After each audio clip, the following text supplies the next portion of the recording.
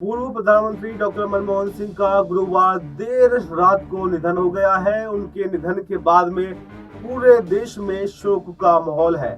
Doctor Manmohan Singh बेहद शांत स्वभाव के साथ में असरदार फैसलों के लिए जाने जाते थे। साल 2012 में फॉरेन डायरेक्ट इन्वेस्टमेंट यानी एफडीआई पर बसपा समेत कई दल जो हैं उनका विरोध भी कर रहे थे। ऐसे में बसपा प्रमुख मायावती को उन्होंने लंच पर बुलाया था, जिसके बाद में उनका रुख नरम हो गया था।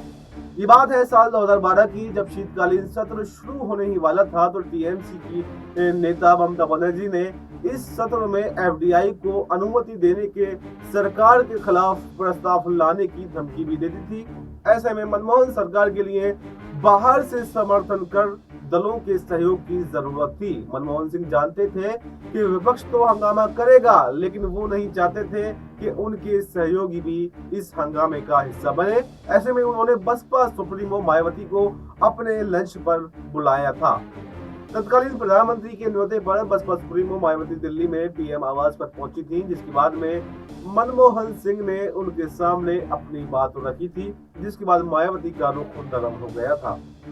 हालांकि मायावती ने मीडिया के सामने इसे ज्यादा तवज्जो नहीं दी थी और कहा था कि राजनीति में लंच, डिनर और बैठकें नियमित रूप से होती रहती हैं, इन्हें संसद सत्र से नहीं जोड़ा जाना चाहिए। वहीं एफडीआई पर उन्होंने कहा कि उनका रुख वही होगा जो उन्होंने पार्टी की रैली में कहा था, लेकिन उनका सरकार को समर्थन जारी रहा। आज जब मनमोहन सिंह इस दुनिया में नहीं रहे हैं, तो ऐसे में तमाम सियासी दलों के नेता उन्हें याद कर रहे हैं। बसपा सुप्रीमो मायावती ने भी उनके निधन पर शोक जताया है और उन्हें नेता इंसान बताया है।